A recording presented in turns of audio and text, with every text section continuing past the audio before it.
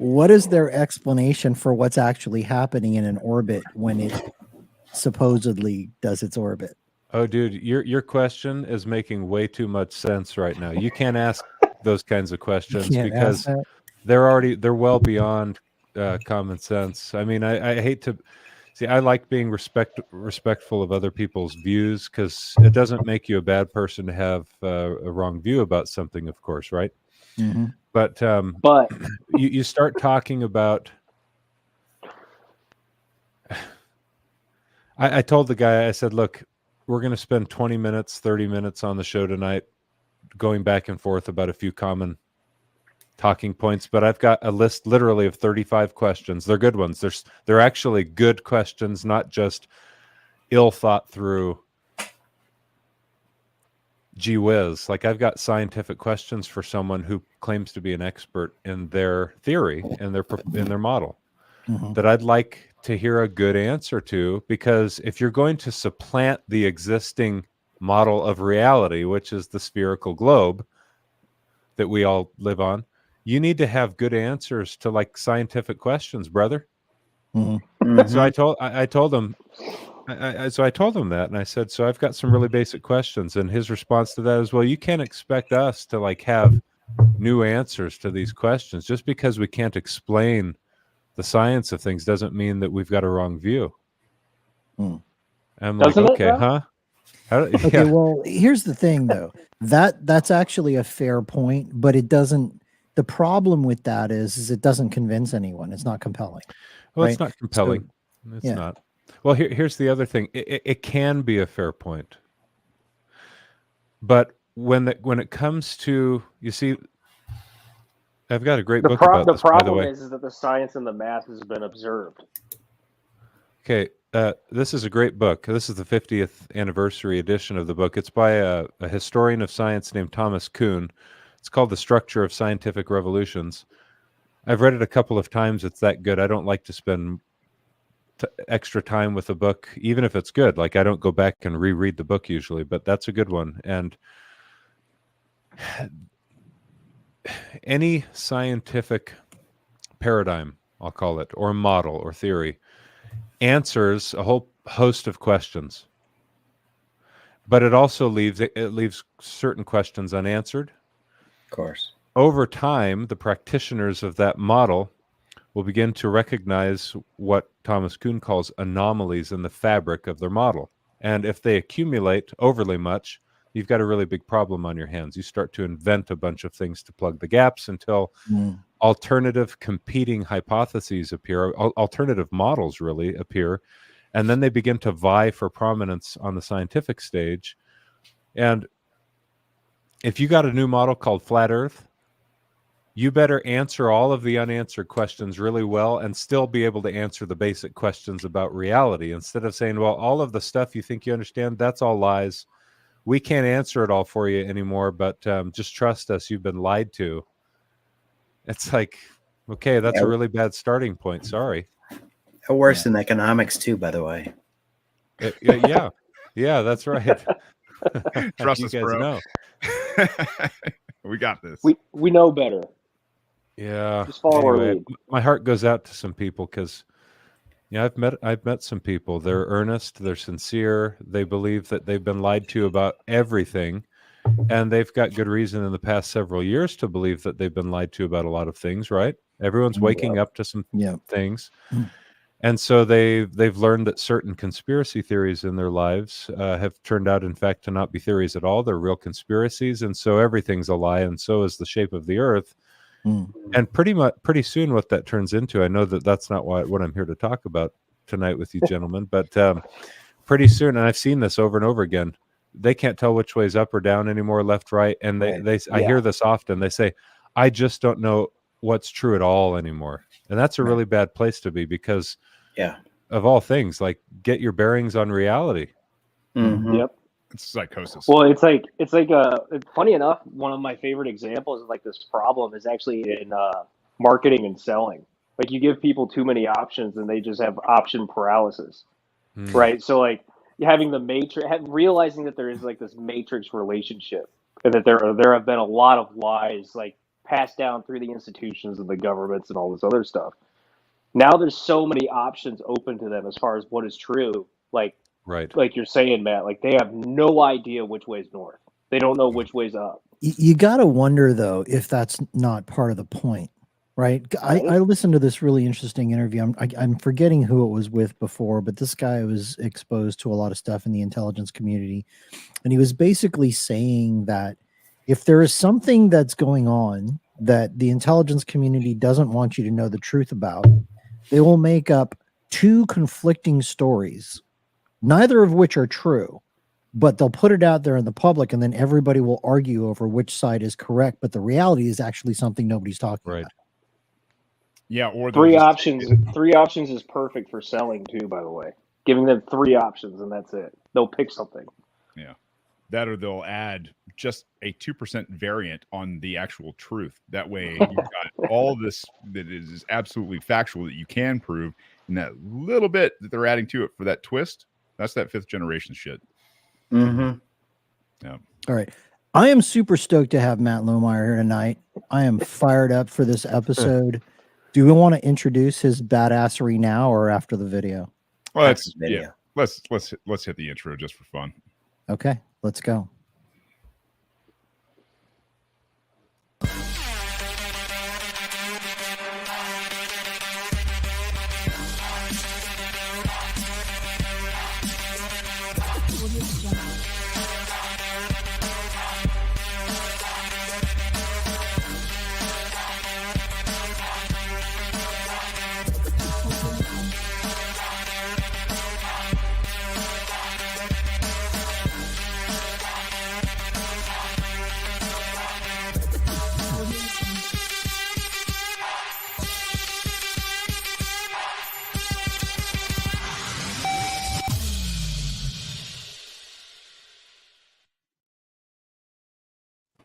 Welcome to Bitcoin Veterans, everybody. I'm Shane Hazel. I'm joined by Alex Stanzik, Randy, Mike Hobart, and tonight we have a special guest. His name is Matt Lohmeier. You may have seen him testifying before Congress on quite a few other shows that have been out there making some huge waves.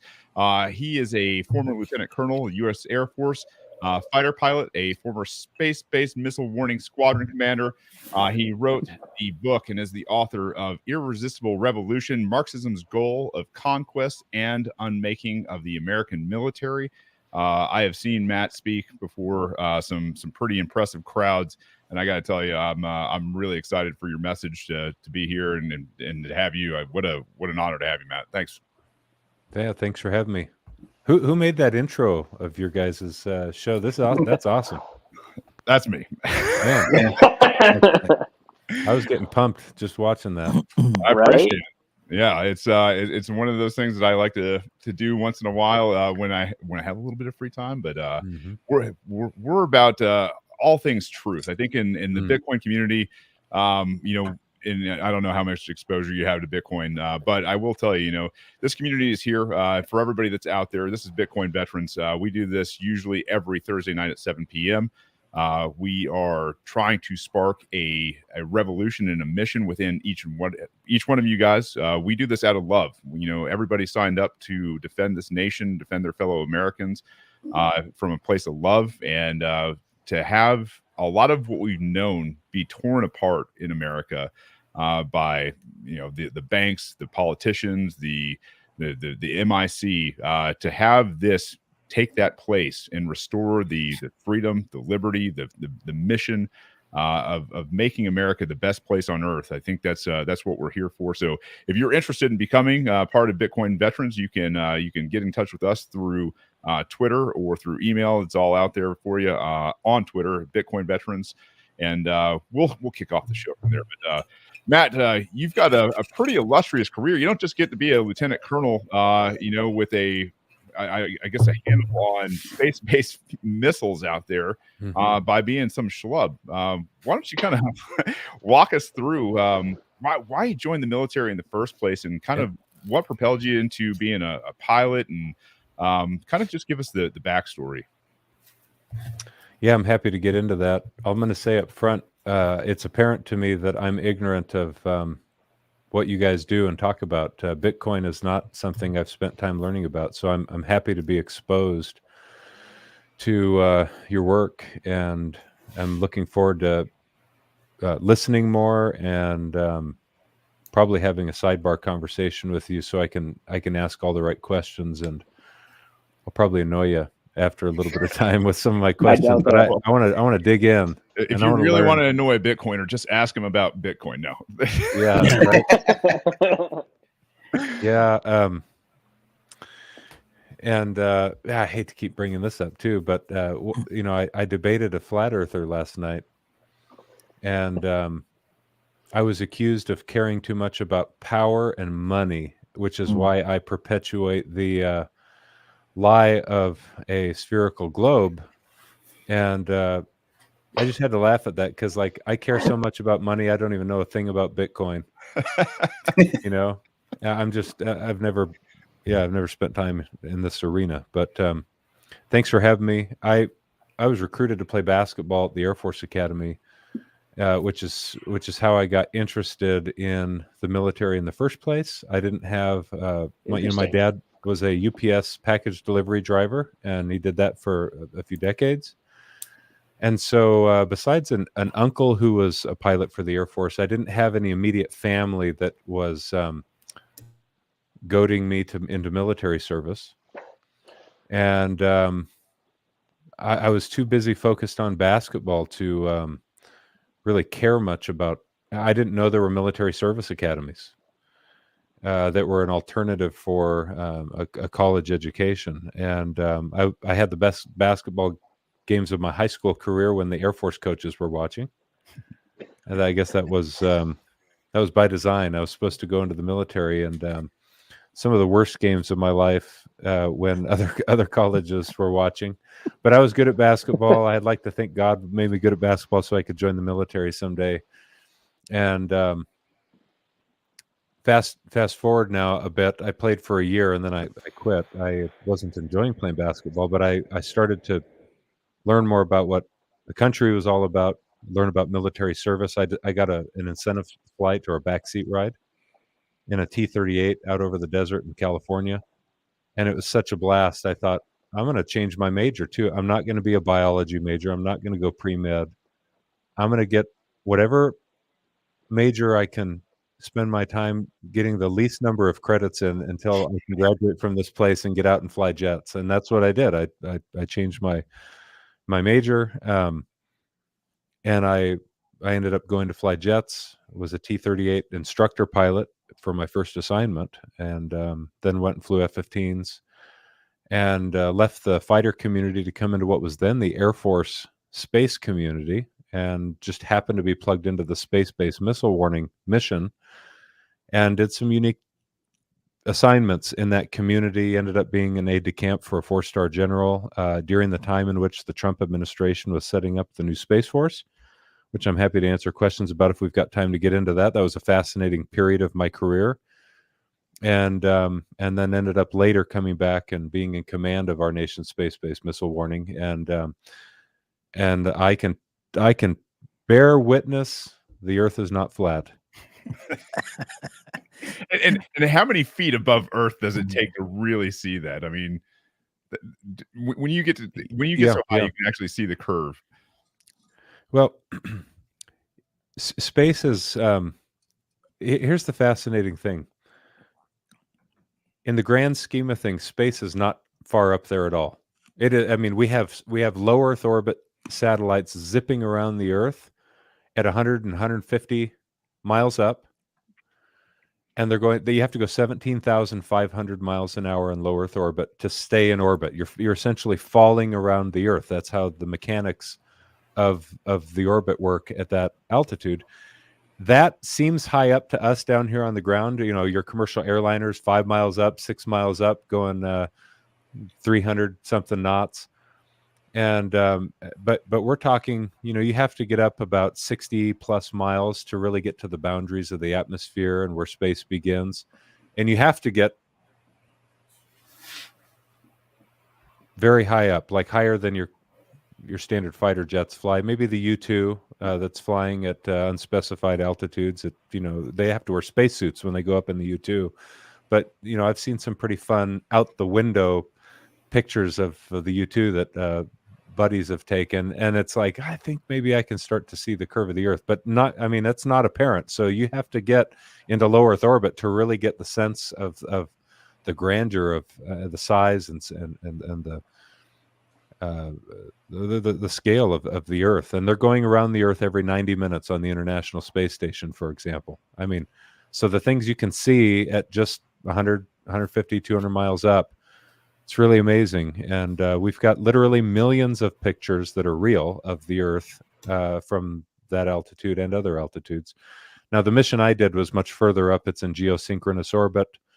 The orbital parameters are different, but it was about 22,000 miles up. We have an architecture of infrared sensors staring at the Earth, looking for missile launches. It began to be put up during the Cold War. It's so to be clear, you've been in space. You're an astronaut as well. I wish I could say I was. I've never been in space. What is that called? What you're talking about then? So when I say I've looked at the Earth, I'm doing it through the lens of platforms that we've put in space on orbit. Yep. Okay. I applied for the astronaut program, in fact, and was turned down because of my high school GPA. This was later in my military career after I'd flown jets for over 1,000 hours, 2 master's You hear degrees. that, kids? 4.0 or nothing. Yeah. Well, yeah, you want to be an astronaut. I mean, talk about competitive, right? I wasn't an overly impressive high school student. I like you and me both. Cheat and joke around a lot, and play basketball. That's about the extent of my high school academic life. Everything I've really learned in life happened when I grew up and decided to start reading books. So Space Force is not a huge community. I'm sorry to keep interrupting, but I'm dying to ask you this question. There is a guy who is what I would consider a Bitcoiner who is a major in the Space Force named Jason Lowery. Do you know this guy? Jason Lowery. Not well. Okay. Fair enough. He wrote a book. So, Jason, if you're listening, I'm sorry if I know about Bitcoin. He's not listening. Okay. He's not watching our podcast. But he wrote a book on Bitcoin. Software. Yeah. Yeah. Is it good? Now I'll put you on the spot. Yeah. It's interesting at the very least. There's a lot of people who hate it. It will challenge. It will challenge you. Good. Okay. I like that. Every reader. All right. Sorry to interrupt. Because the ideas are challenging. Because I think that's what it is. It places Bitcoin in a light that a lot of people from the Bitcoin community did not appreciate. But Jason's he's a military guy, right? He thinks of things the way we do. Mm-hmm. And like that, if you're a civilian and you do not understand how war is prosecuted and the calculus of war, and that there's basically equations that you use to determine whether it's worth going after an objective or not, then it's hard to understand certain things. And that's part of what's in this book, I think. Well, it's likely most Americans, most people of the earth don't really appreciate the nature of war, how wars are conducted. And I can say that with some certainty because even those in uniform aren't taught at the lower levels to really think through that. They're taught to do their job, whatever their job is, whenever called upon, right? Yeah. And it wasn't until I went to schools with the military that we actually started to read theory and strategy and try to understand grand strategy, what strategy is, what military objectives really are, what policy aims really are, and who it is that decides whether we go to war or not. And I know there's a constitutional answer to that isn't reality, but there's a whole world there that when it's not been explored, it's likely people just misapprehend and misunderstand that altogether. I'm interested in looking into that book. Well, in particularly, like Matt, I would say also like on the military side, like the whole economic, financial aspect of war just gets like ignored. It's like what? Like no, like if you're gonna fund a war, if you're gonna wage a war, you have to fund a war. And it, like especially in the United States' position, like if you're gonna fund that war by just flippantly printing however many dollars you want, like sending $100 billion over to fund a proxy war in Ukraine when you could have used it to like deal with the homelessness and veteran issues that are here at home. Like it's just like it has to come from somewhere, right? Yeah. You guys ever read, by the way? I almost hate doing this because some listeners gonna like grab onto 5 seconds of what I said, and that'll be what they comment on. But it's an interesting read, "The Creature from Jekyll Island." Oh yeah. Okay, Oh, you guys have read it. I mean, yeah, I was thinking of that when I was listening to what you were saying. Yep, exactly. And like in soldiers, in my opinion, regardless of the rank, whether you're a PV fuzzy or all the way up to like colonel or 5-star general, for crying out loud, with however many few exist, like if you don't like have a realistic grasp of the funding mechanism, you don't have a grasp of the real impact of not just civilians but the soldiers under your own command. Yeah, that's right. And so, like, I don't mean to cut you off there, Matt. You had something you wanted to say, but I particularly am very interested in hearing your thoughts on, because like the whole thing that even caused me and like the others to be interested in reaching out to you was this whole DEI conversation in the U.S. military, right? Mm-hmm. But first, I'm curious what your thoughts are around the general readiness of the U.S. and like particularly what you started seeing like leading up to this entire debacle with DEI. Okay, so you're wanting to get into some depressing things pretty quick. Yes. Yeah. I'm like the resident doomer. That's Mike's job on this show. Yeah, we call him Dr. Doom. We start out really dark, and then we add levity. Okay, all right, and good. Yes, we go to the future is bright later. Yep. Okay, that's a problem. Let me answer the question quickly, and then I'll just add one report that substantiates my view. The military readiness is suffering, and I need to define what I mean by that. In fact, I just actually I can't share that. I'll share that with you offline. There's a report that's put out each year by the Heritage Foundation. It's called the Index of U.S. Military Strength. And last year they rated the Defense Department as weak overall. And this year, I think that was I've not read this year's report, but I think it came out last week or the week before. And I think that overall rating was updated to very weak. It's a readiness. It's an index of strength. And there's a whole bunch of data that goes into their decision. Each branch of the military is rated for its effectiveness and its readiness. The Space Force and Air Force were like weak and very weak. And I might have got those two flipped. Wow. Marine Corps, in fact. You've got it pulled up here, maybe. Marine Corps rated better than the Air Force and Space Force, my branches. But I'm going to use my words to define what they mean by military strength or readiness. When they say that they're rating the U.S. military as weak or very weak, what they're saying in their paper, in their own words, is something like the U.S. military is incapable of successfully waging a major regional campaign in any major theater of conflict on the planet. That's not exactly how they say it, but that's the gist of it. I mean, if it's this idea that the purpose of a military is to go and fight and win our nation's wars, or hopefully before that to deter conflict through strength. And this report is saying that our military is not ready to successfully wage conflict in any region of the world. That's a big problem. We're the most powerful nation on earth, historically speaking, at least since the end of World War II. Certainly at the end of the Cold War, we kind of emerged as a global hegemon. But there's a reemergence of global powers right now, China and Russia, China specifically, in my view. And there's an effort for a new global order writ large. And if you want to successfully achieve a new order, you have to displace the global hegemon. You have to weaken its economy, primarily. You have to destroy the strength of its military. And we're doing a damn good job of both of those things right now.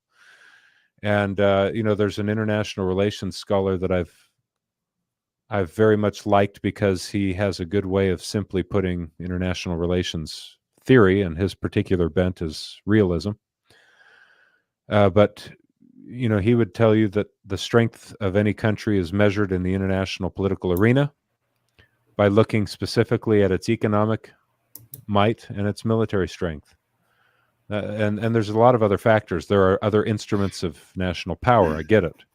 But the bottom line is, the U.S. economy is suffering in a big way, and its military's readiness is being destroyed, which gets back into, and I'll pause here, but it gets back into that initial question you asked, and it's diversity, equity, and inclusion initiatives, agenda, that whole complex or industry.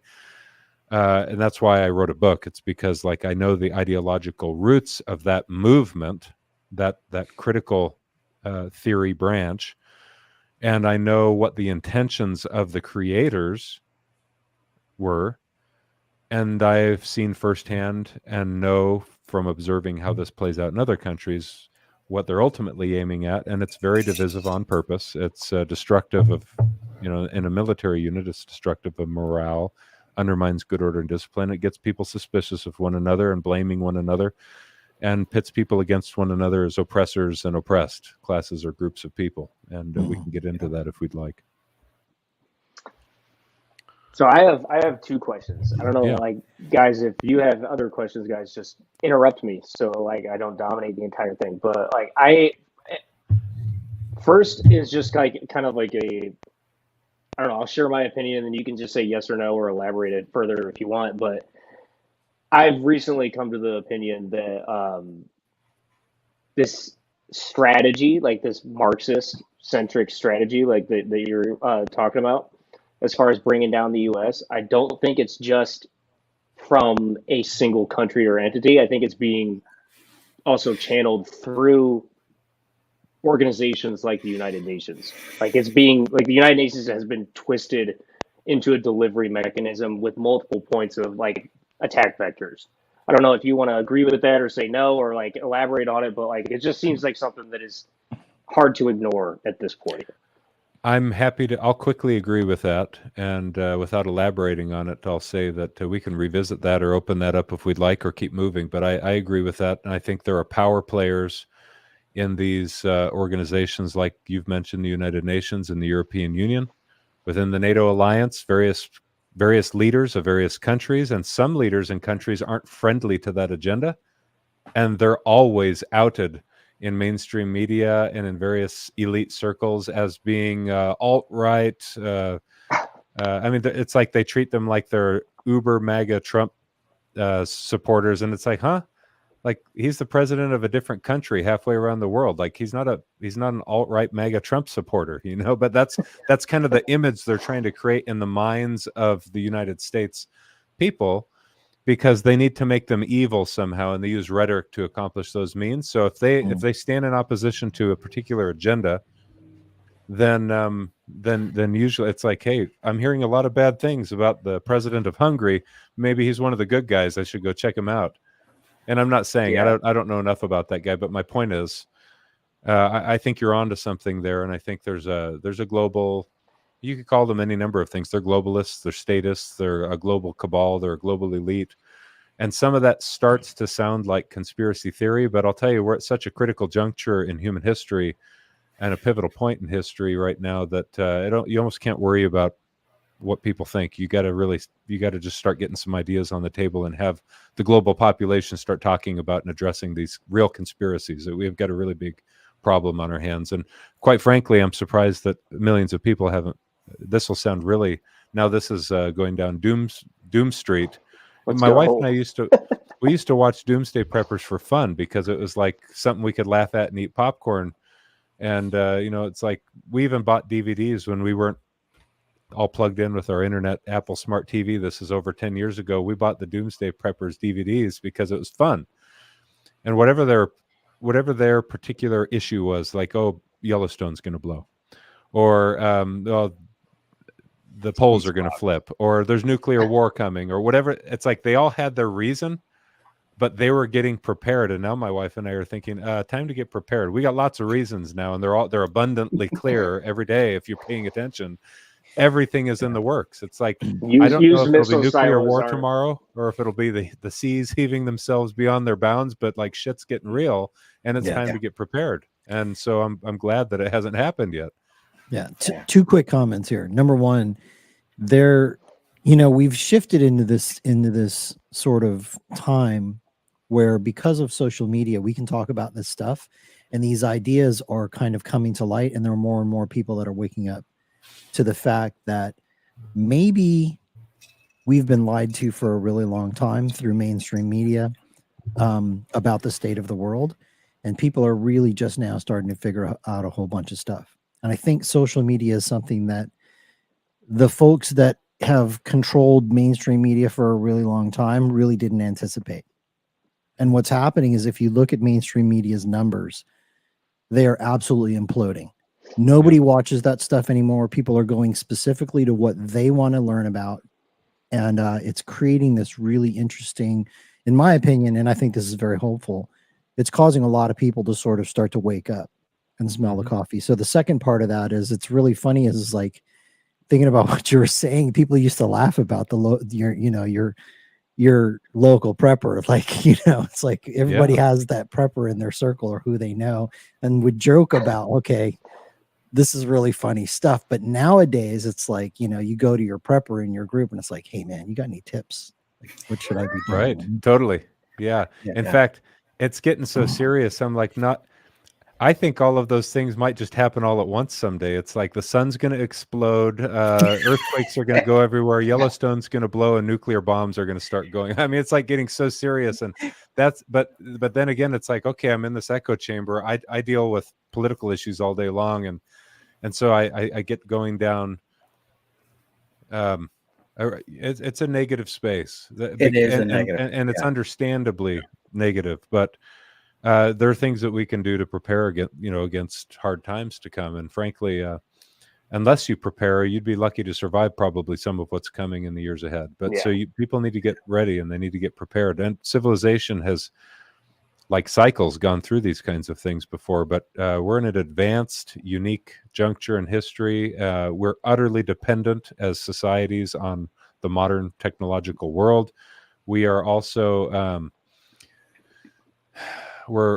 because of that, completely vulnerable to any number of things that historically man has never been vulnerable to. And we're soft in our minds, we're soft in our bodies. We're in a tough spot. Yeah. You guys, you made reference to, conspiracy, and I always like to throw this out there for everybody that's out there now. There's a great comedian. Some of our audience may be too young to have ever caught him, George Carlin. And he said something to the effect of, you don't need conspiracy when you have overlapping interest. And when you have overlapping interest, it starts with a bad economic incentive structure based in fiat, where you can print money out of thin air and everybody else has to work for it. That is something that you become almost all powerful with, right? I think it was Rockefeller that said, I care not who makes the nation's laws if I can print the money. When you are that powerful, obviously, we get into some I want to say conspiratorial spaces. We get into some overlapping interest spaces. You talk a lot about the foundation of America in your book. The Declaration of Independence, the founding fathers, the Constitution, and the ideas of civil liberties. Are you, like, now that you get to look back on this kind of stuff and you see it, are you in the camp of the Federalists, the Anti-Federalists, the Lysander Spooners that are out there? I don't know if you know Lysander Spooner, but what is your idea in terms of centralization now, looking at America? Was it a good idea? Was it a bad idea? And do you see a path out of this? Well, there's a lot there. Let me share a few thoughts, and then please revisit if we need to, because I'll probably get distracted. Okay. Yeah. Okay. My book is divided into 3 parts. Part 1 is the section in which I discuss what I'll call the greatness of the American ideal, which I very much believe in. I think for human government, it is given man's nature, and it is a Jewish and Christian view. It is a Christian worldview. It is that man has fallen. I believe that given man's nature, the experiment in American governance, the system that we created, is very wise. I'll put it that way. Okay. And it's survived for an incredibly long time for a republic. It's a republic with caveats. The reason I included part 1 on the greatness of the American ideal in my book is because I wanted to talk about Marxism, which is part 2 of my book. And as I was writing, I wrote section 3 first, because that's what I needed to get to, which is what's happening in the military and where this all leads, which is civil violence. It will lead to genocidal and fratricidal bloodshed and violence. It does it in countries the world over in the 20th century. This is what this ideology was intended to do. It's intended to divide people and generate hatred and a visceral emotional response to the other, the oppressor, in order to get people to rise up and to use violent force and take what belongs to them and to solve the problems that they're not smart enough to use their speech to solve. All they know is that they hate and they need to destroy. And we're seeing the spirit of some of that spread throughout the country now. But I start writing part 3, and I think, now I really need to get into the Marxist ideological roots of some of this. And I had to make a decision. Where do I begin telling that story? Should I start with Marx and Engels writing the Communist Manifesto in 1848? I thought, okay, I'll start there. And as I'm carefully trying to lay out the 4 parts of the Communist Manifesto, I think, man, in order to properly interpret this, the reader needs to be exposed to some of his influences. So I had to talk about Hegel.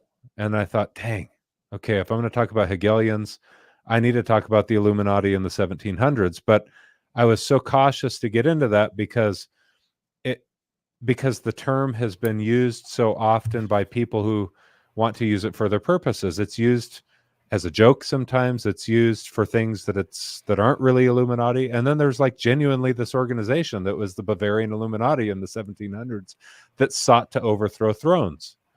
And then it went on the underground, right? And there were some people that were a part of that directly influenced Marxist thinking. And I thought, okay, I gotta go back and I gotta get into some of that. And so I tiptoe around that a little bit. I talk about that in Freemasonry. That's a whole other topic, by the way, which I'm happy to talk about. But so that I don't get distracted, I'm answering your question, I promise. I thought I'm reading part 2 of my book about Marxist ideology and about Marx and Engels and about the oppressor versus the oppressed, the bourgeoisie and the proletariat.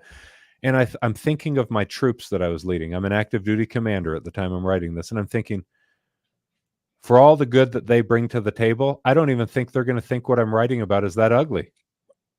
Like, they're not going to get why this is a really rotten thing, right? They're going to think, yeah, like, okay, so what's the problem with that? So I needed to contrast Marxist ideology because there's merit to some of the ideology, and I could get into that for an hour. It's like you can't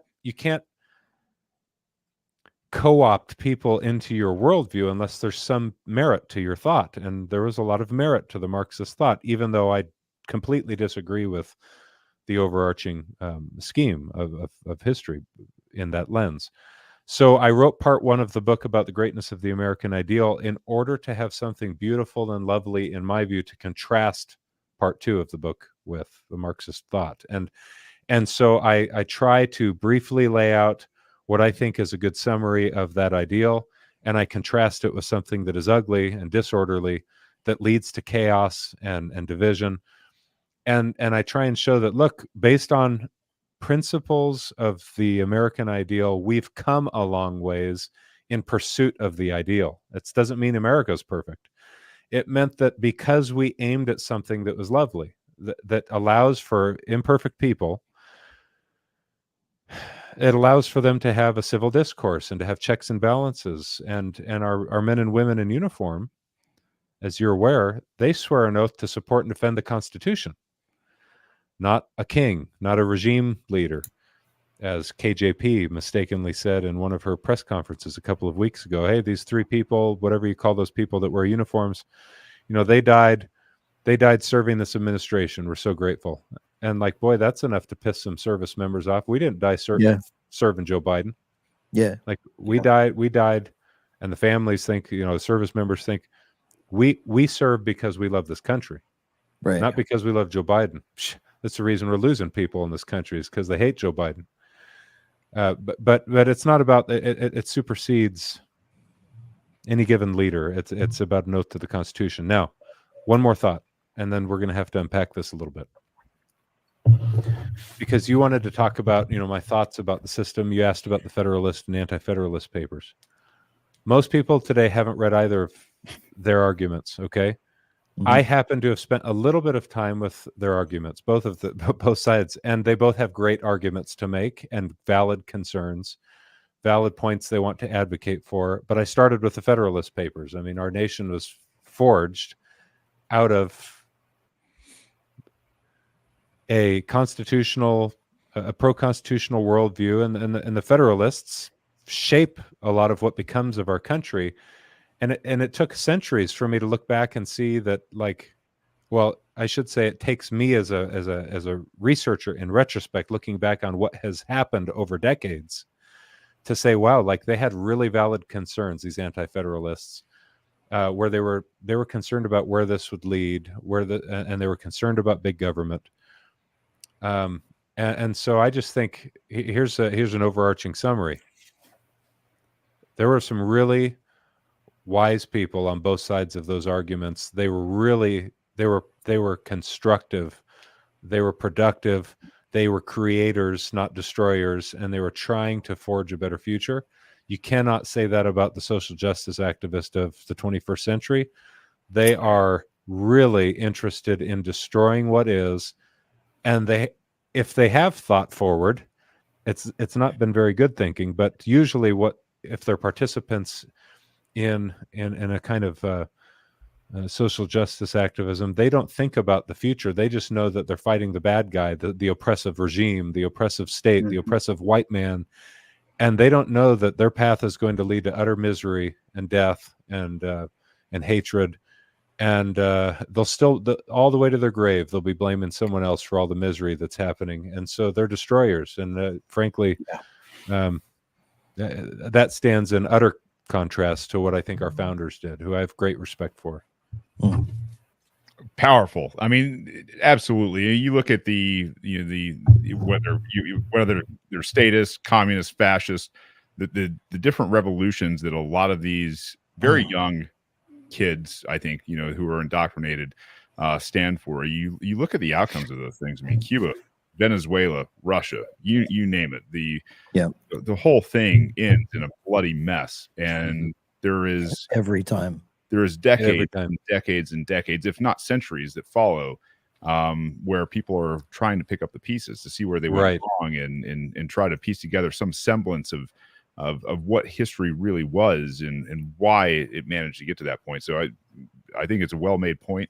And I really keyed in on something that you were saying there is, there was something that we were aiming at. There was something that was, we were aiming at something that was beyond what we could imagine in terms of beauty versus tearing something down. Right. And, I guess the juxtaposition there would be something where, if you're looking at it from a Marxist perspective, you're looking at creating a world of equality and rainbows and bullshit. And I think one of the beautiful things about what we are anchored in is reality. And this gets lost is, I don't think any of us are, promising anybody a perfect future. There's not going to be a future without crime. There's not going to be a future without, pedophiles and people who want to manipulate others and rape. If I was in charge, there'd be a future without pedophiles.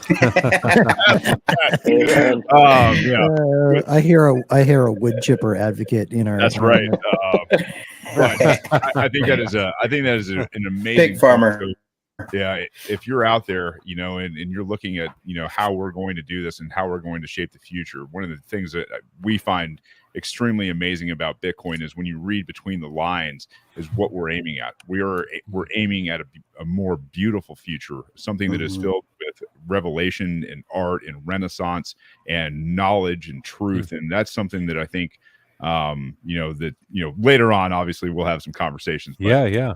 That is a very pertinent point in terms of be careful who you're following. If you're following people that want to tear things down, be super careful. If you're following people that want to make things more beautiful and have a higher aim, a lofty aim that maybe will take decades and centuries to get to. Randy, go ahead. Grounded in reality. Yeah. It's not. Yeah. So all of that's a part of the Bitcoin community, huh? The Bitcoin veterans community, dude. Yeah. I would also like to take just a quick moment and point out that look at who's talking about this. Like, these are all warfighters. These are guys who have seen things that, like, if anybody, sometimes people look at guys who are soldiers or who are, whatever. And they're like, oh, you guys are just warmongers. You like war. You like conflict. You like to fight. And it's like, no, it's the exact opposite of that. It's like anybody who has been involved in that, who has seen that stuff up close. We're the people who want peace more than anybody. That's right. Well, both of you guys have made a point that I want to revisit, and it's you didn't use this term. Everyone in modern society knows what hate speech is because they've been taught to know what hate speech is. Hate, quote unquote, hate speech. I'm going to address it just really quickly because you mentioned that you're planted in reality. Several of you have said this. And here's the point I want to make about it. And people who have thought about violence can appreciate this. Speech and the beauty of the right to free speech is that it is a preventative, and it is a mechanism for the outlet of energy that will that allows for the greatest opportunity for the avoidance of violence. And so when you start going down the path of labeling something hateful, and therefore it's not only bad, but we will prosecute it, you're losing something that will, in fact, in my view, likely begin to go down the slippery slope to violence. I want hateful people having the outlet of shouting and saying the hateful thing and being allowed to do it over and over again so they don't show up with a gun and kill a bunch of people, right? Yeah. But when they start to feel like, and there's nutty people, to be sure. We've got a cultural problem, and some of these nuts wouldn't show up and disrupt everything everywhere all the time, shouting and screaming because they've got nothing to say. If, in fact, culturally and societally, we appreciated proper education and a proper a public societal cultural norm anymore, but we don't anymore. And so it's so loose, and we've got a radical egalitarianism. We've got a radical individualism that's tipped the scales away from liberty to license. And there's a big difference between liberty and license. And you can't preserve the civil society when everyone gets licensed to act in any which way, except for those that want to express their ideas. Now they're demonized, they're censored, and political correctness, starting probably in the Clinton administration, began to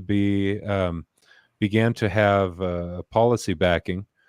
And from that moment forward, you're starting to pave the road towards violence, and you guys appreciate that. And many people don't. They think, well, we got to stop people from saying and thinking hateful things.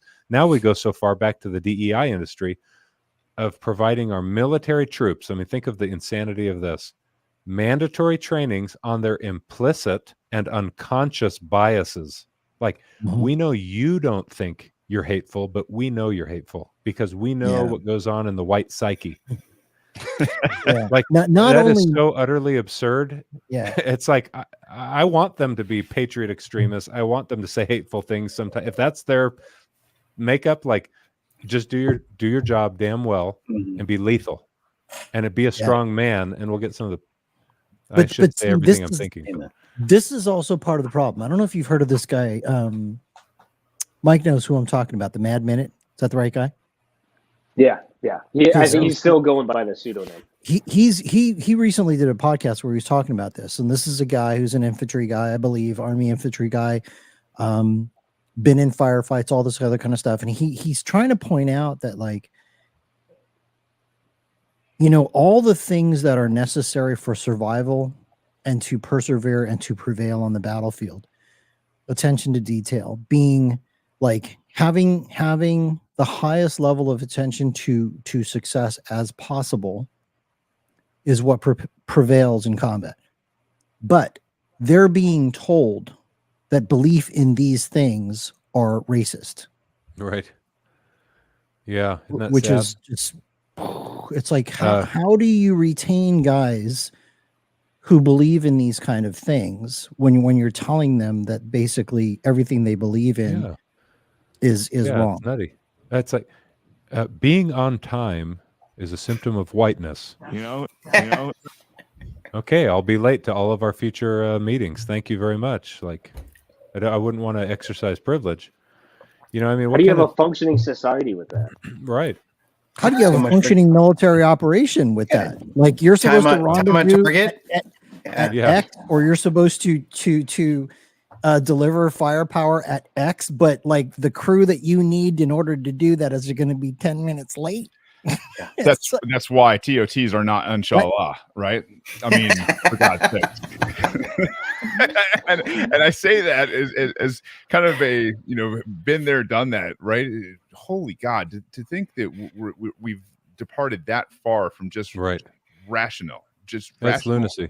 is 100% Well, lunacy. let me readdress something else as well, if we can. And back to the Federalist Papers, the Anti-Federalists. This is just worth sharing. It's personal. It's a personal vignette, but because I like reading, whenever I find an author that I really resonate with, I like to look at their bibliography, and I like to see what it is that they've gone to as their sources for the production of their material, right? And so as I've fortunately and unfortunately spent a lot of my time reading about politics and political ideology and philosophy, I was trying to discover for myself the real genuine differences between the ideological and spiritual impulse, I'll call it, of the American Revolution and the French Revolution. And I was led to Edmund Burke's work, and I'm reading Edmund Burke. He wrote a commentary on the French Revolution, some reflections on the French Revolution. And I'm bouncing around between authors, and I found Roger Scruton. He's a philosopher, a conservative philosopher. And I so resonated with much of what I was reading in a book called Conservatism by Roger Scruton. And I saw all of the authors he was pointing to and all of the and he was talking about Edmund Burke, and he was talking about the differences between like what Burke was writing. He didn't write a ton, but what he was writing about, talking about, advocating for, and Thomas Paine, for example, who's popularly quoted about the summer soldier and whatnot. I even quote Paine in the opening of my book. I discovered something called classical conservatism, and I'd never, I'm a well-read person. I'd never heard of this before. And I've always heard of classical liberalism, and we juxtapose classical liberalism with our current, lunacy liberalism. We call it a modern liberalism. It's really illiberal. But I'd always been told that our founders were driven by a classical liberal worldview, and I think there's a lot of truth in that. But I discovered classical conservatism, and I was like, I found my people. I've come home. I'd never heard of this, and this was all this was probably last year. And I've liked reading Roger Scruton's writings, Edmund Burke, Russell Kirk, and a number of other conservative authors. And I learned something new. My point in bringing all of this up is that I've learned something new about the impulse of the American Revolution. We often think 1776, but one of the things that is a positive outcome of Nicole Hannah-Jones' 1619 project, the New York Times 1619 project, is that I had to engage my mind a century and a half earlier than I normally did. I was always thinking American Revolution time frame, and I'm like, no, let's go back to what it was. What were the lived experiences of the people in the early and mid and late 1600s, and what were they becoming accustomed to? What were their societal norms? To say nothing of slavery, okay? Setting that aside for a minute. What were their values? What was their worldview? What was their system of self-government like?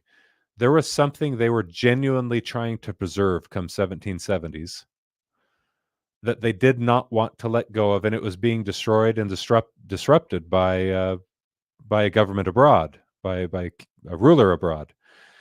And in a spirit of conservatism, a revolution was fought. It wasn't just classical liberalism. There was a genuine, earnest belief that something like self-government needed to be preserved or lost forever.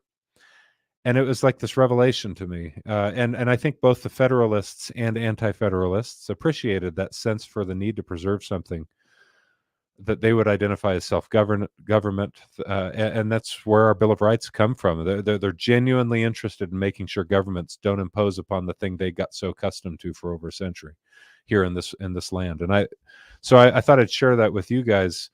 I didn't have a label for it before last year, but I don't even know if they would have labeled themselves that way. But that's kind of how political philosophers today will label conservative thought, the Burkean conservatism that I've really grown to appreciate. You go back to, in history, and you start to see kind of where Western civilization spawned. The 1100 Charter of Liberties, the Magna Carta, the English Bill of Rights, and there was one more, and forgive me for not being able to recite it, but it's one of those.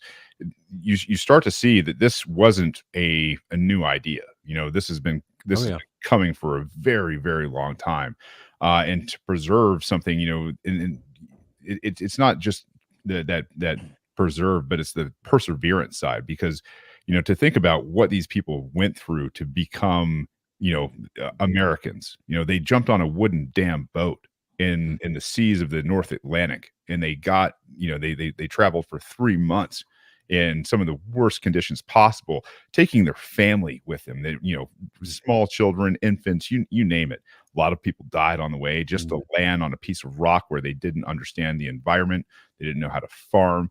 They didn't know what the local, climate was going to be, any of those things, just to eke out a living, to be away from the crown, to be away from this overlord that was taking from them the sustenance that they were producing, so that they could live and be free. Like that's something, you want to talk about a spirit and something that's aiming towards the beauty that we were talking about earlier.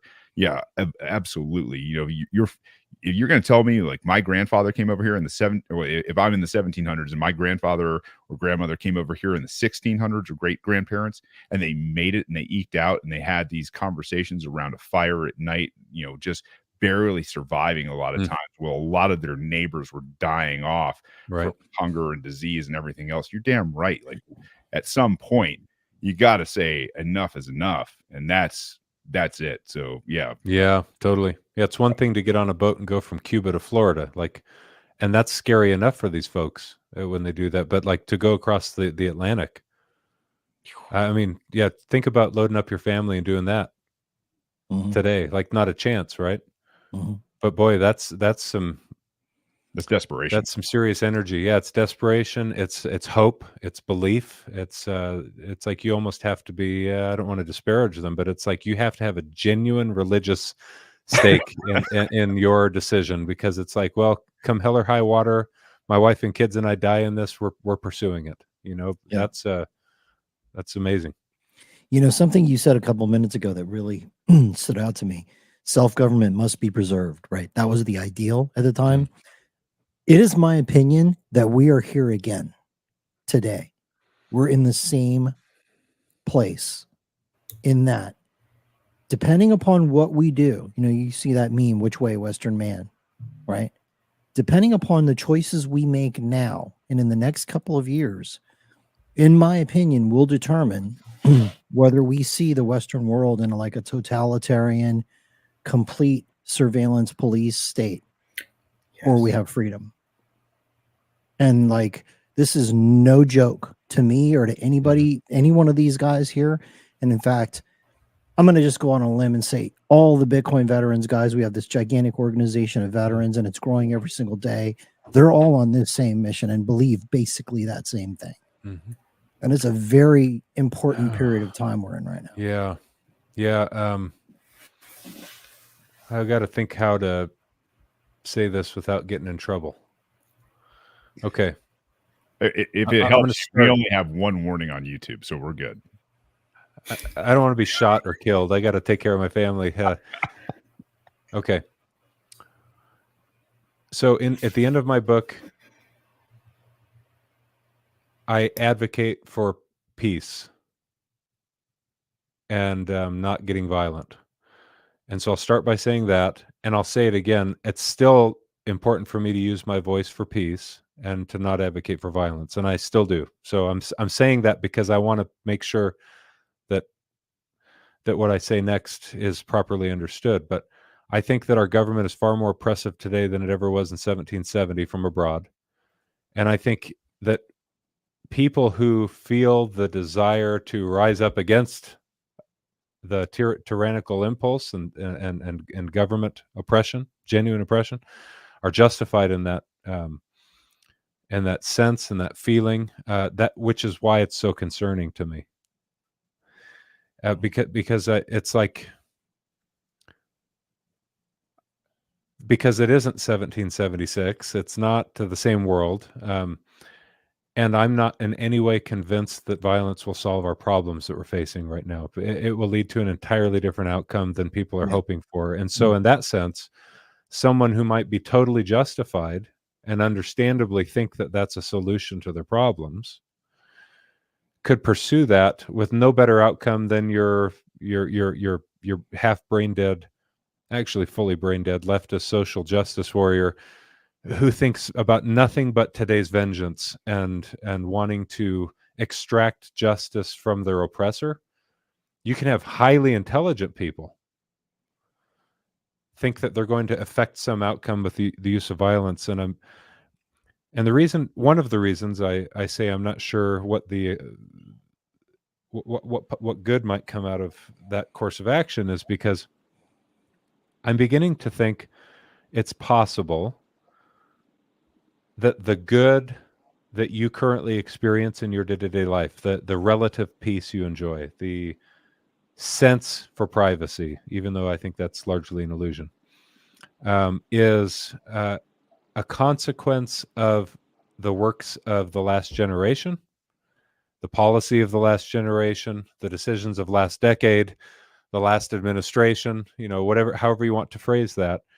We're living on the fruits of other men's labors. And there's a system that's, while wisely constructed and established and exceptionally resilient, we have made decisions, especially in the past several years. The border is just one good example of that, with both people fleeing here for good. Be careful how you say that. For people who are fleeing here for genuine reasons, like I just want the better hope or opportunity for my family. They're still illegal. There's people desperately seeking to get in, make something for their families. Fine. Then you've got an invasion force that's totally legitimate as well. That's totally a legitimate. That's not the right word to use. It's totally it's a real and legitimate threat to this country. It's the invasion force that's coming across. They're illegitimate. They're illegal. All of that is happening now, but we have not yet seen the consequences or the fruits of all of that stuff that's currently happening. Yep. My concern is that 5 years from now, people are going to think, "Whoa, what happened? Like, where did all this come from?" It's like, well, if you've been paying attention, like the Bitcoin veterans for the past 10 years, like you wouldn't be asking that question. You'd be protecting yourself and you'd be prepared, right? We've got a big problem. Okay, we're an hour into the show. I want to ask you one more question. I'm sorry, guys. I know I've been asking lots of questions. I mean, I can't help it. This is I really want to know after the fact. On a podcast, you ask questions. Jeez. And then maybe we can go to some like solutions and some happy talk. But you have to call someone else on for that. I actually asked for that when it's ready. So Yeah, I mean, I think we have Matt, solutions. it's We have nice to some. have another doomer on here. Just I wasn't. Yeah, yeah. You guys are masochists, and Okay, so I get the feeling that that Matt, you believe that the American experiment in political governance was actually a good idea, and that it was a good thing, right? So my question to you is, and there's no right answer to this, right? It's just I have an idea on it, and I just want to know what you think. Where do you feel like America went off the rails when it comes to letting the enemy in through the back door, so to speak? it's good. It's yeah, okay. Any human institution, governments, churches, organizations will develop. The larger they become, they will develop problems with time. And so I really do believe in the greatness of the American ideal. I think the principles are I'm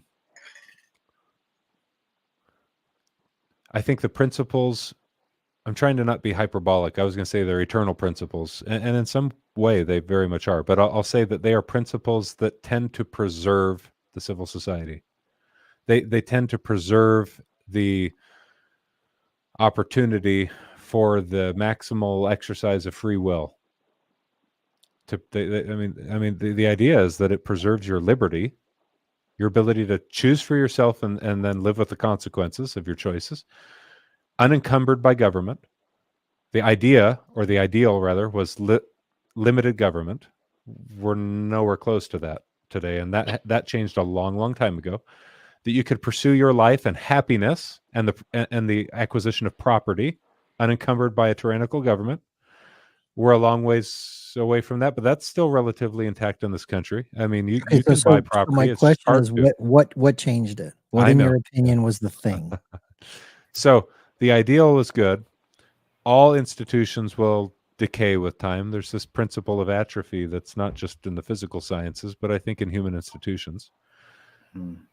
And so because of that, any number of things can be pointed to over the past couple of centuries that have derailed us with time. I'm not willing to point to any particular thing, although specialists will zero in on their particular time in history. I mean, World War I time frame and certain amendments that we passed to the Constitution, for example, are great places to start. With the progressive movement of the burgeoning 20th century and the lead up to World War I and II, and the way those wars shaped the world. But this is a complex question, and I'm going to get criticized for not answering your question directly, but I think they're just far too complex of a. We live in a complex society, and in complex systems, I don't think there's really good, simple answers to those kinds of questions. But I bet you any number of suggestions you guys would have, I'd probably agree with. It sounds like. How about the point? But here's this. Let me give one answer, and then I want to hear what you said because I missed that.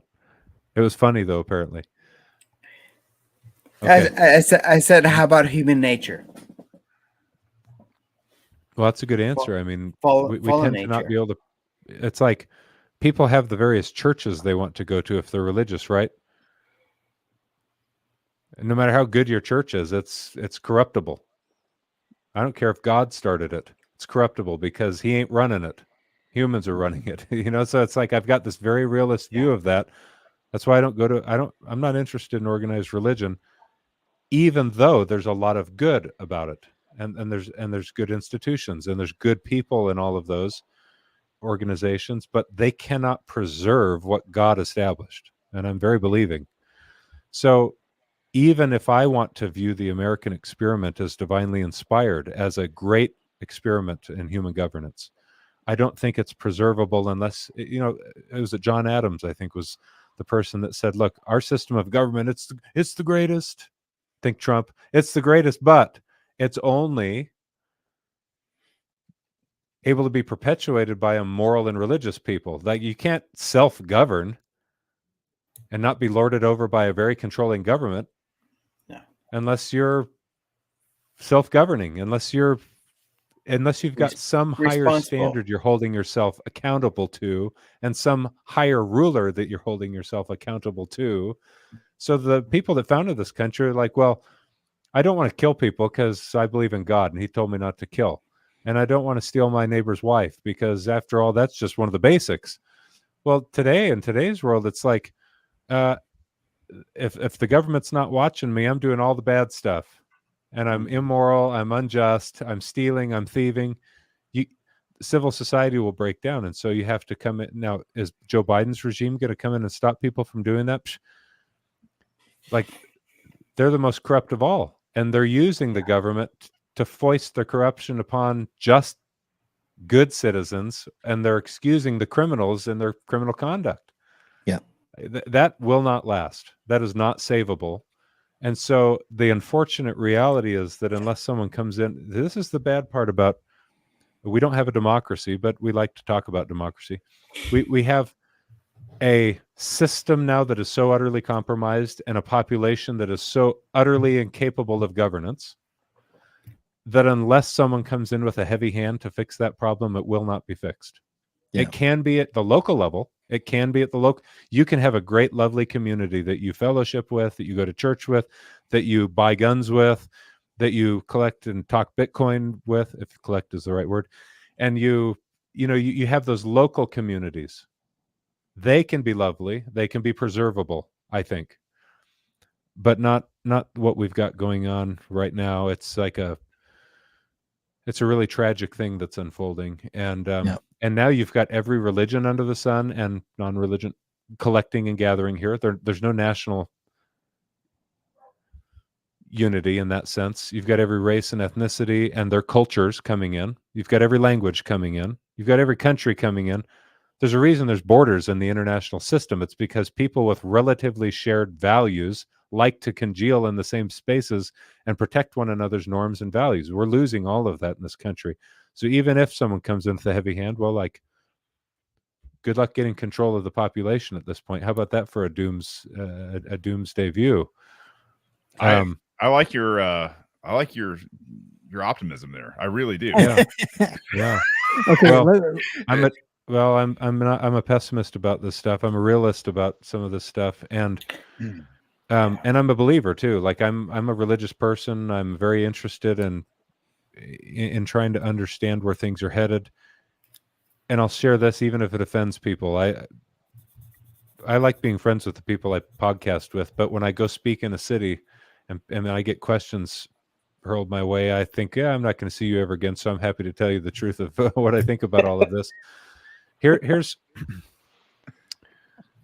I know I'm running the risk of being verbose. I'm sorry. That's what podcasts are all about. Yeah, that's right.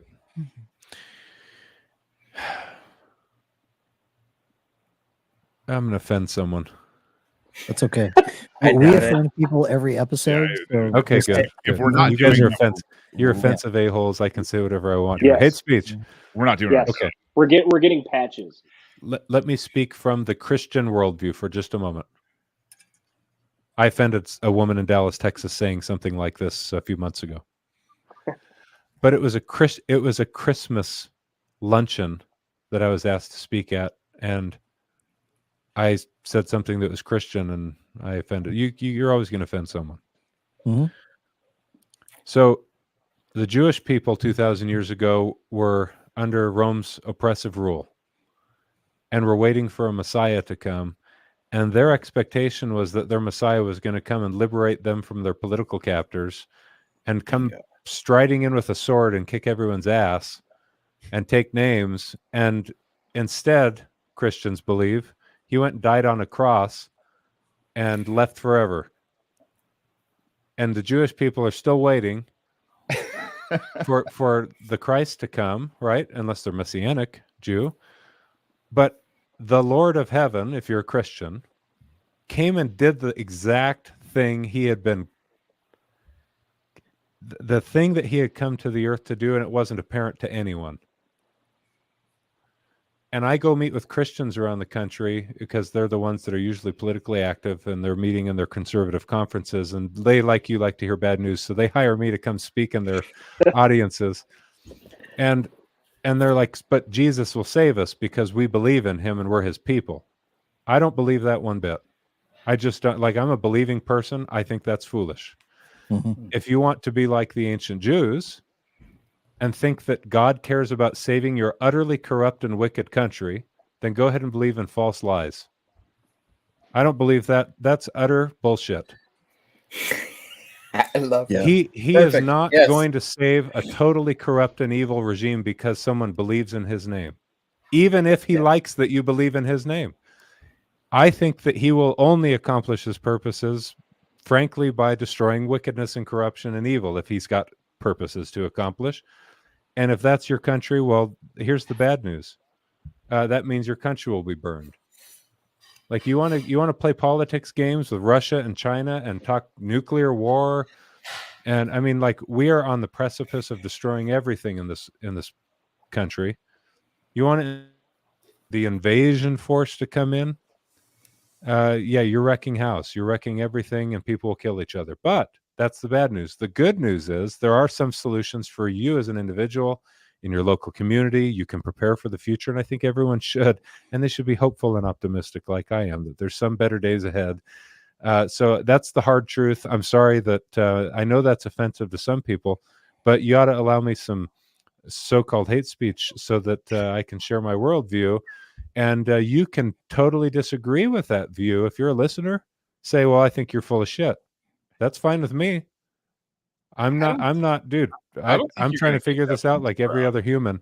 But I'll tell you what, don't place too many false hopes running around out there. We are in utter trouble right now. And if I could shout it with a freaking megaphone to the earth, I'd say, hey, you better get your life cleaned up and figure out how to feed your family, your wife and kids in the years ahead, because it's going to get real. It's going to get real. Okay? Well, so that's the real truth. And that's something I've been waiting to touch on real quick, because like you mentioned specifically the fragility. I'm not gonna start over, but like the fragility of the U.S., right? Because of like the complacencies afforded the modern era, right? Like, we're fragile in ways that we have never been fragile before. Yep. And kind of getting into the more positive light of like these doomer conversations, because very much like you, Matt, I like to talk about the negatives. It's called solutions, Mike. It's called solutions. How do we gotta work on marketing this a little better. Yeah. Anyway, so like what I'm getting at is that the like fighting back against the fragility and everything, like what you just said, Matt, like getting prepared for what's coming. Yeah. One of the most fundamental preparedness activities anybody can do is improving their physical fitness. Totally. Yep. Right. 100%. And because like, just for the sake of, if you need to run, like, you're gonna have the capability to run, but also in the sake of like, if you don't have access to food, your body can use your muscle tissue as a food source for when things start to get really, really bad. Right? So, just like basic fundamental preparedness. So solution number 1, eat yourself. Build yourself up. Eat yourself. Build yourself up in case you need to. No, right? yeah. I completely agree. So each of us has responsibilities, and thanks for bringing that up. There are things I do every week, like you're talking about, to prepare myself. Be physically and mentally fit. We talked about social media and how it's like, wow, we've got this abundance of information. It's putting MSM out of business. And yet at the same time, it's like just as destructive, because people's minds aren't firm and they go out and they're fed all sorts of bad ideas and false information every day of the week. And if you spend all of your time on social media and you don't have a firm mind, boy, you're just going to get eaten alive out there. No one can tell what's reality anymore. Yeah. So become a better human in whatever your sphere of influence is and whatever your beliefs are. And it doesn't bother me that people don't have my worldview, but become a better human, be a better contributor to your community, be a better husband, be a better wife, be a better father. if you feel inclined or called, as people often say, to serve, be a public servant, then get involved locally. That's probably the best effort, the best shot that you've got at making an impact for good in the world. Get some food, learn how to use a weapon, protect yourself and your family, all of that stuff. And then enjoy every single day that you've got and do the things that you really, truly enjoy. Like, I hate being in the political arena. I'm doing it out of a sense of duty and obligation right now. I want to sit and read books. I want to go to an 8 to 5 job. I'd prefer an 8:30 to 4:30 job. I want to do that kind of thing, even though it won't make me money, because it's easy. Like, I want to enjoy my breakfast with my family. I want to go to a job that I can leave behind when I walk out the door at the end of the day and go home to my family. I want to do that. And I know that in one sense that's a kind of slavery, but I get it. I want to work for myself too. But there's all these trade-offs that we're constantly making. And how is it that you can, that's why Jordan Peterson's become so popular with people, is because he's telling people, start to learn to make your own bed, stop criticizing others, stop focusing on all the things you can't do, and start doing something a little more today than you did yesterday, and make something of yourself. And young men really resonate with that message. They love that. And there's a reason, because it's genuinely a part of your nature to make something of yourself. That's why all the mythic hero's journey, the ancient myth, really appeals to people. That's why the Christian story appeals to people. It's like there's this mythology in the positive sense of that term that really appeals to the human soul, because men want to grow up, become men, kick people's asses, know how to use a sword, but then keep it sheathed and be meek when they need to, be humble servants, and take orders from a king. They love that. They love that. If they're men, if they're sissies who aren't sure of their gender, then they hate that stuff. Right. So speaking of that, let me say this one thing. I said that, tongue in cheek. There are a lot of young men out there who have adopted this kind of Marxist ideology where they own this idea that they're a victim. They're the oppressed and there's an oppressor. What I'm going to say to you guys is, don't buy into that shit. Mm-hmm. Get around a bunch of strong dudes, face your own weaknesses, and accept them for what they are, and get better. Stop blaming everybody else. Own your shit. Become responsible for your life.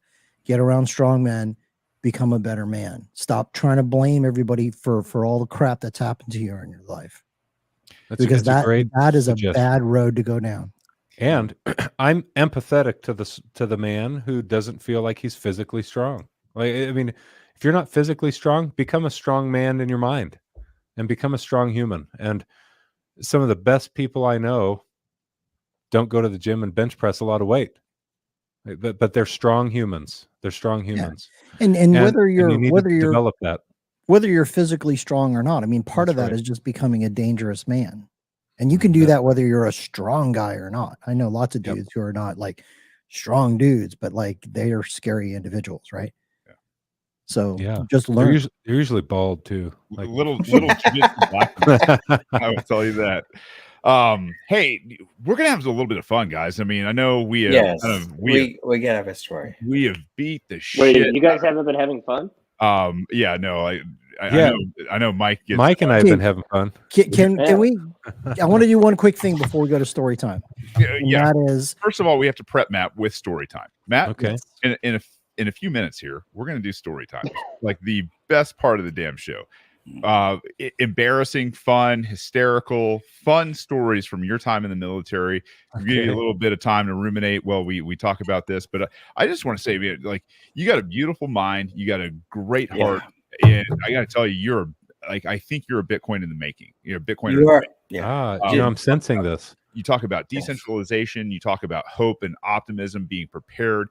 If you are out there and you're in this audience and you're new and you don't know what the hell we're doing, understand that we are a larger organization. This is, sometimes 4 or 5 guys that get on here and we have some fun. We talk some doom and gloom, then we tell stories and we interject some comedy. But the root of what we're doing behind the scenes, this Bitcoin army that we're standing up, this legions and legions of amazing, capable, trained people who love their fellow man, who love everything that we've talked about tonight in terms of self, dedication, liberty, making the best version of yourself.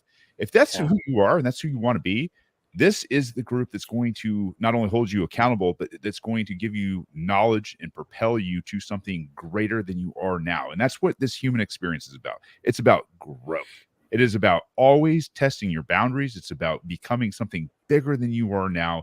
And if you're stuck, it's probably because you're not growing. If you look at the universe is expanding. You should be expanding. You should be expanding your knowledge base. You should be expanding, anything that you possibly can to better yourself. So if you want to understand this kind of stuff, like what we're talking about in terms of decentralization, we have groups that are doing citadel work, which means these groups that are getting together in locations and setting up communities that are centralized and localized and that are defensive and everything else, like not in a weird way, in a self-preservation way, in a better way. We have guys who are working from the intel side. We have guys who are working on the communication side. We have job skill training in terms of Operation Bitcoin that are training veterans that are coming out and people who have already transitioned to come work in the Bitcoin space, to provide jobs, to provide income in a place where these are the norms. These are the values. This is the community. The Brave mission, which handles post-traumatic stress, and creating that strong OODA loop between your ears, that fortress of solitude that nobody can touch. Like, this is what Bitcoin Veterans is all about. So, in terms of getting to a better place, finding that mission, getting to the point where you're realizing that you have a bigger purpose in this world, man, get in touch with us and we will set you on the path with some amazing people, plug you in. And this is a very decentralized group. Whatever you can do. Whatever you want to do. And then people will come to you as the experts as you're leading this charge. So to spice this thing up a little bit and to have some fun, because DEI in the military and everything else is kind of one of those things that makes a lot of people kind of go, I don't want to touch this kind of stuff. But there are some guys that do this extremely well out there. I know I introduced some of my buddies here in Bitcoin Veterans to a real special guy that goes by the same moniker as I do. His name is Shane Gillis. And there is a part that I am trying to share with you guys about being racist. And this is probably one of my favorite shorts by this guy. Let me share it real quick. You get hungry. I gotta back it up. Oh, come on. Move this thing. Producers, I swear to God, they're just these prima donnas. All day. And it's not gonna let me back it up, is it? Try Shane, try backing out. I'm just gonna brush it. Okay. Here we go. So I don't know if you know this, like, being racist isn't like a yes or no thing. You know what I mean? It's not like you have it or you don't have it. Like, being racist is more, it's like being hungry. It's like, yeah, you're not right now.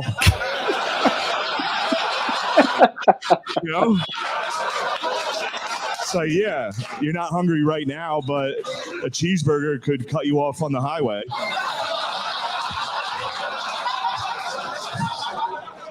And you get hungry. We're hungry all day. I mean, he's not wrong. The cheeseburger is Jewish in that joke. Okay. Cheeseburger is whatever type of cheeseburger you thought it was in your racist heart.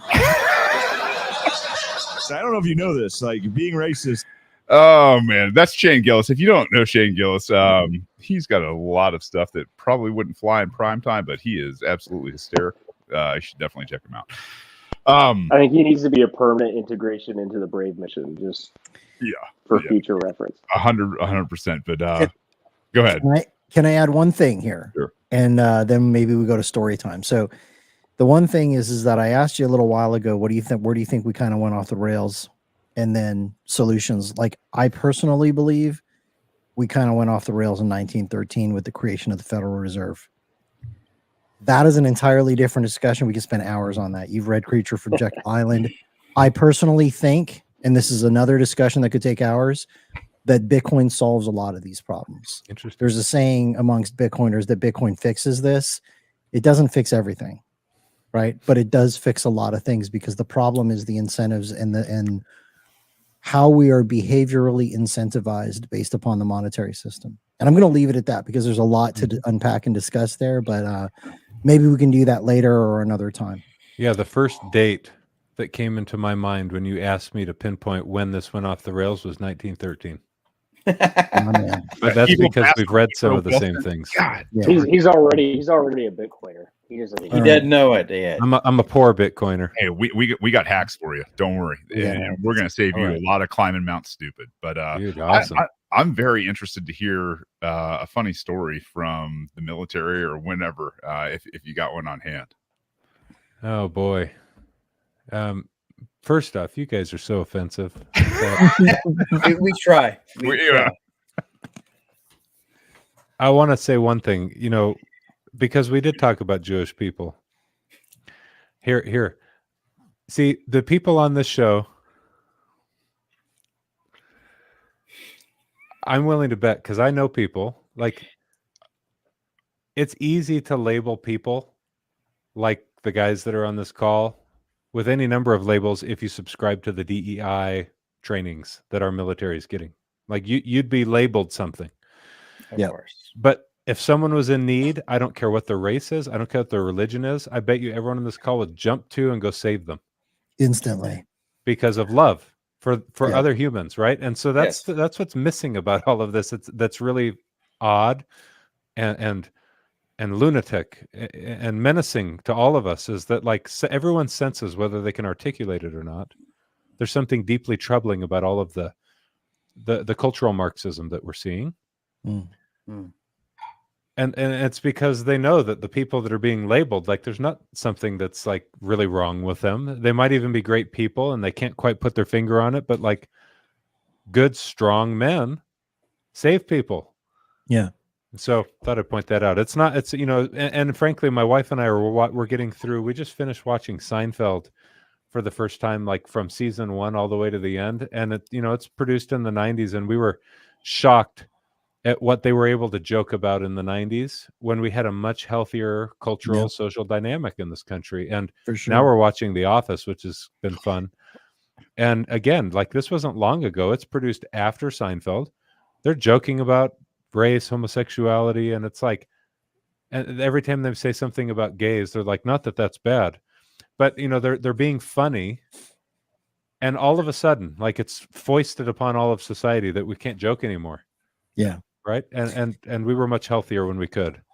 It's like, what the thing is? This is my opinion. What you were trying to pinpoint is sheepdogs don't see color.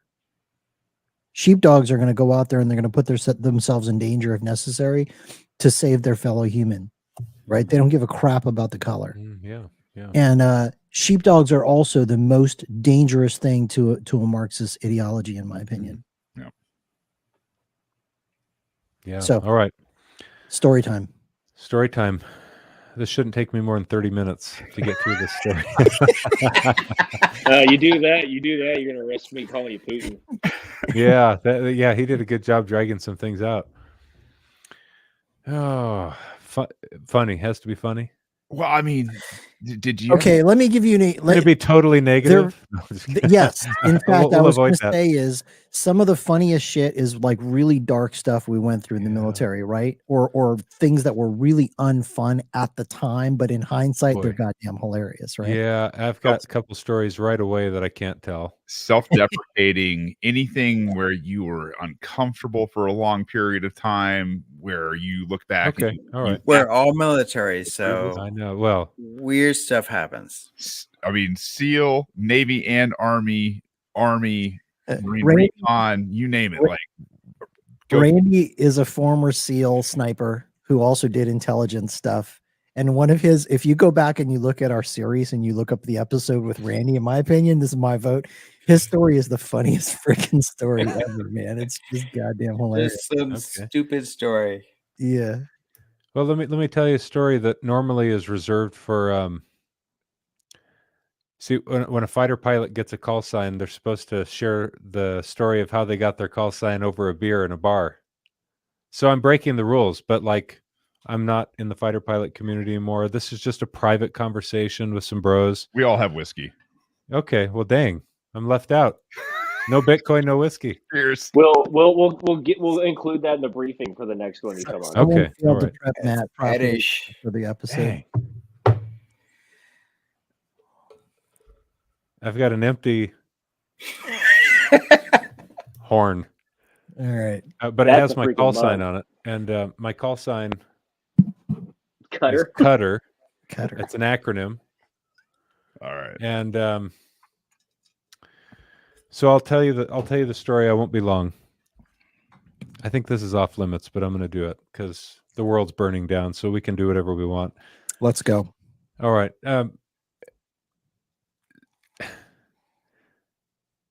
Usually the story. Okay, so there's a naming ceremony in the fighter community, and there are ceremonies. There's ritual. There's a liturgy of sorts, and every fighter community has a slightly different way of going about their naming ceremony. So I can't reveal all of the secrets of the F-15C air-to-air fighter community's ritual, but my naming ceremony happened to be in Guam, and we had a very late night on the beach in Guam naming ceremony. And in the F-15 community, before you get your call sign, you're not called FNG, which is usually what they'll call a young unnamed fighter pilot in some of the communities, effing new guy. And there's FNG 1 and 2 and 3 and so on. The wingmen who haven't received names, they're FNGs. Well, in the Eagle community, you're an egg, and there's egg 1, egg 2, egg 3. You're not yet hatched. You're a bird you're an eagle that's not yet hatched. And so I was an egg, and there were a couple of us eggs that were getting call signs in Guam. And normally the stories that are told about you at the naming ceremony are about some stupid things that you've done in the cockpit.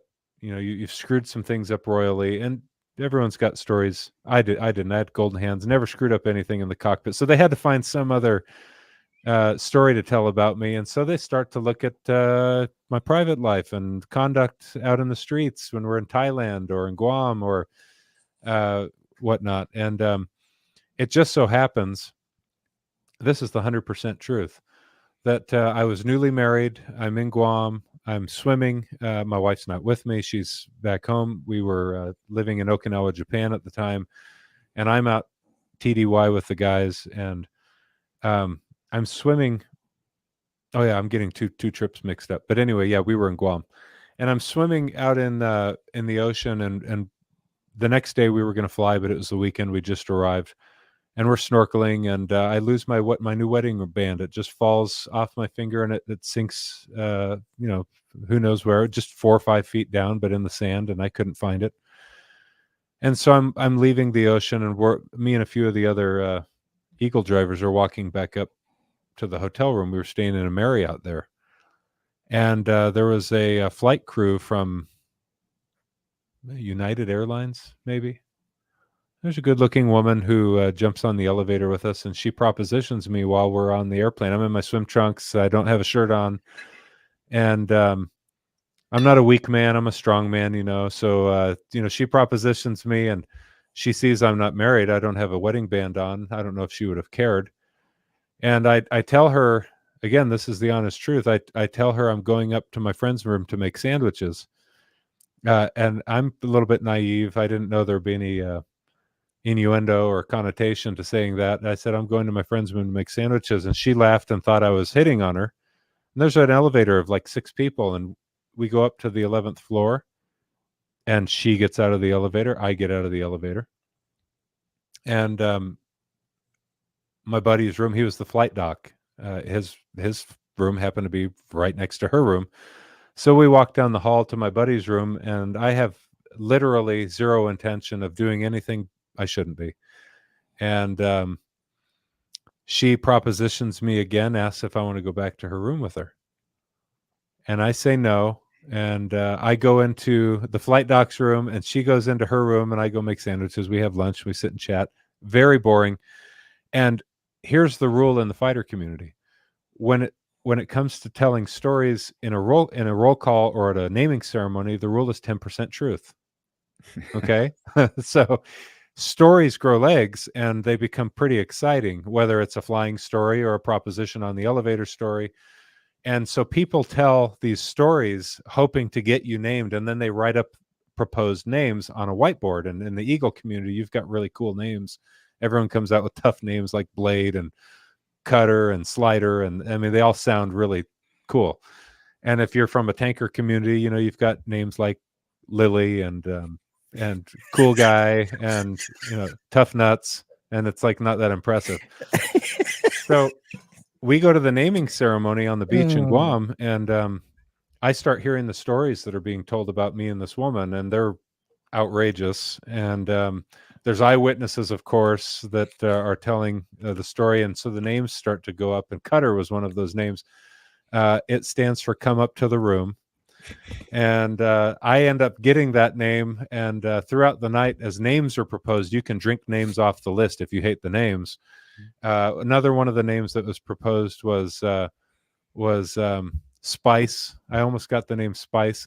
She prepositions incessantly, cannot engage. Slider, she likes it dirty, right?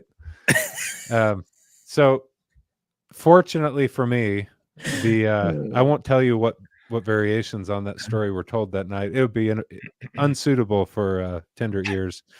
But they weren't true. The true story is what I told you guys tonight. My wife hates it when I tell that story, even though, to use the Air Force terminology, the real story reflects great credit upon me in the United States Air Force. And I got the name "Come Up to the Room." And the guy that, you know, helped push that name through, he's like, look, this guy is clean as a whistle. We didn't have any stories to tell about him from the cockpit. We had no real dirt on him in his private life, so we're going to give him this call sign Cutter, which sounds tough, but it reflects the fact that he was asked to come up to a room and he didn't even engage. You know, he didn't pursue this. And so that's the story of how I got my call sign. There's more to the story, but that's the honest truth of the naming night. Fantastic. Awesome. Well, I like love it. the punchline is fantastic. That it reflects great credibility on you, Yeah, and great credit on me and the United States Air Force. fucking fantastic. Guys, parting thoughts for tonight. I just appreciate having a resident doomer besides just me, man. They're always ganging up on me in here. So anytime you want to come chat about your doomer stuff, You're just not a let us doomer. know. I'll tell you So- what. I so focus Matt- on talk shows and things on negative things, but my private life, I focus on negative things there too. But I like to read and think about lovely things, that which is There you go. beautiful, and so do that in your private life. You know. Yeah. Yep.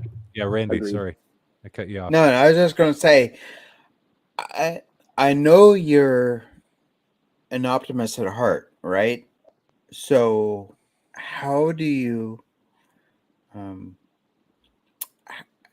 take these negative components and move it into a positive light? Yeah, you've mischaracterized me somewhat. I am optimistic in life about things I believe I can be optimistic about. Yeah. Okay, and what I mean by that is I'm a faith-based person.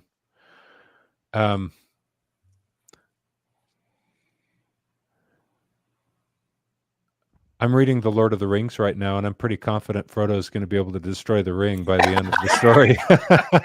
And I can't wait to get to that part, you know, but like a lot of bad shit's going to happen on the way. And I think that with the things that I place my faith and hope and trust in, I love my wife and kids.